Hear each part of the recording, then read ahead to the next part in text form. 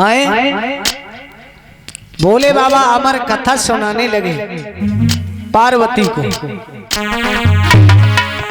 अरे भोले बाबा और कथा सुनावे और यमा के पर गए सोता। थोड़ी देर तो सुनती रही और फिर सोए गई। और कथा की दैविक शक्ति जब अंडे पर पड़ी तो बच्चा निकला और वो बच्चा कथा सुनने लगा, तोते का बच्चा। अरे भोले बाबा और कथा सुनावे और यो माँ के पर गए सोता। और धीरे धीरे जंगल में हुंकारा दे रहो तोता।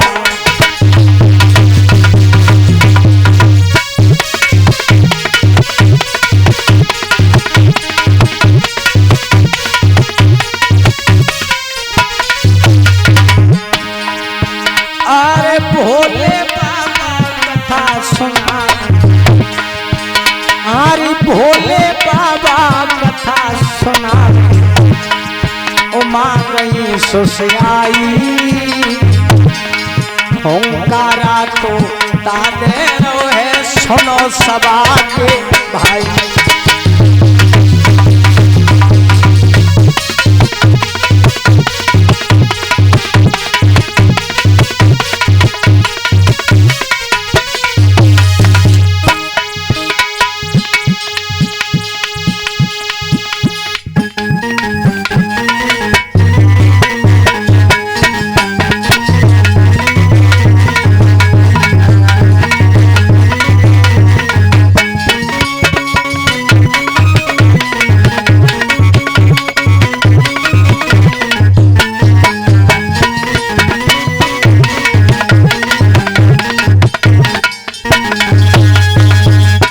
भोले बाबा ने देखा, बोले पार्वती एकदम भड़बड़ा के जगी। बोले हाँ सो गई।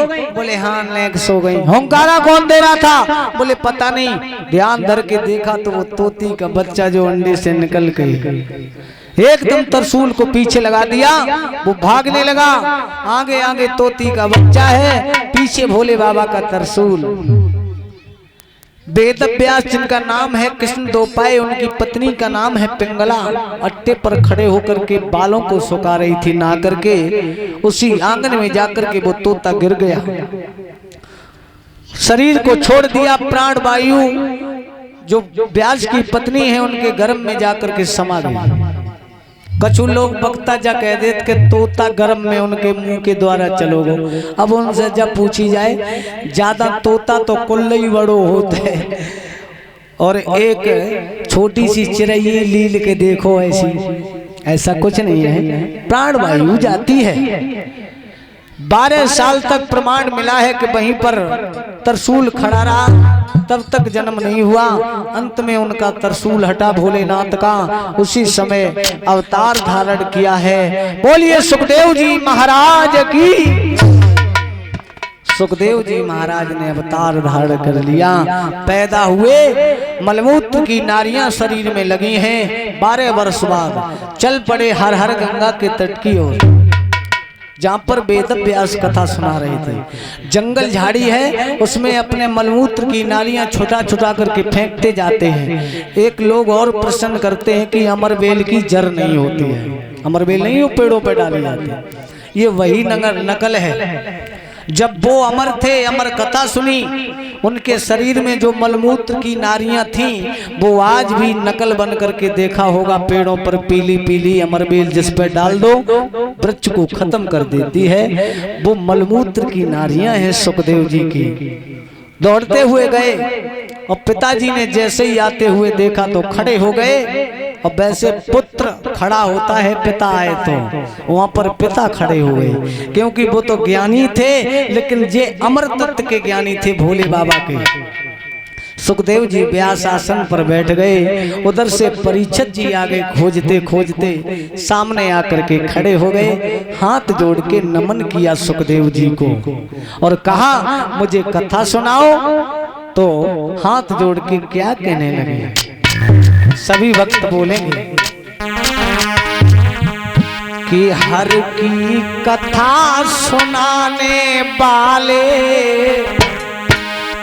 अमृत को पिलाने वाले तुमको लाखों प्रणाम, तुमको लाखों प्रणाम, तुमको।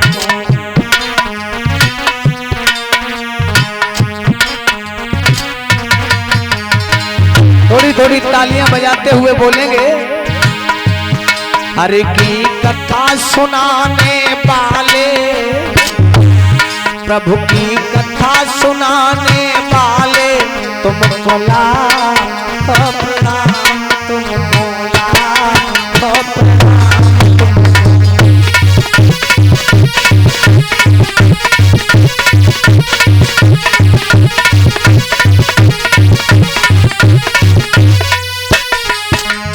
और हम घूम रहे थे वन में, परीक्षित जी कहने लगे हम घूम रहे थे वन में, सुध भूल गए यातन में।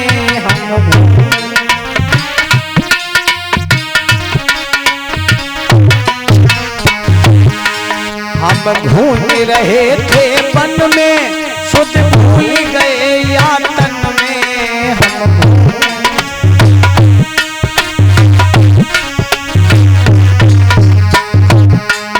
अमृत को पिलाने वाले,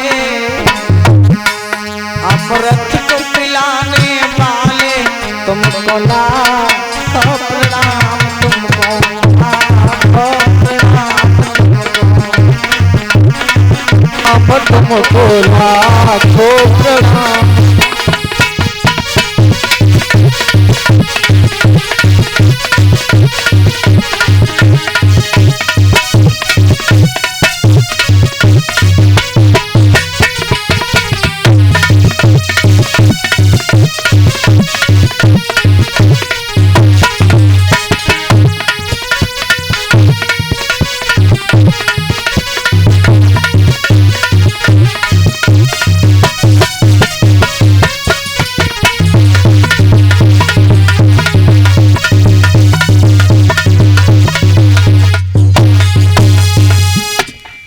परीक्षित महाराज को पद्मासन लगा करके बिठा लिया और कहा अब मैं तुमको बड़ी सुंदर सुंदर कथाएं श्रवण कराएंगे। तो यहाँ से आगे की कथाएं उदय इधर आओ, कल आप श्रवण करेंगे। समय हो गया, माताएं भी भोजन पानी बनाएंगी बेचारी, काम भी करना है, कथा भी सुनना है। और कल से कथा रासलीला के द्वारा रोज देखेंगे आप लोग कलाकारों के द्वारा। कल सतीचरित भोले बाबा का विवाह आप लोग श्रवण करेंगे और देखेंगे भी।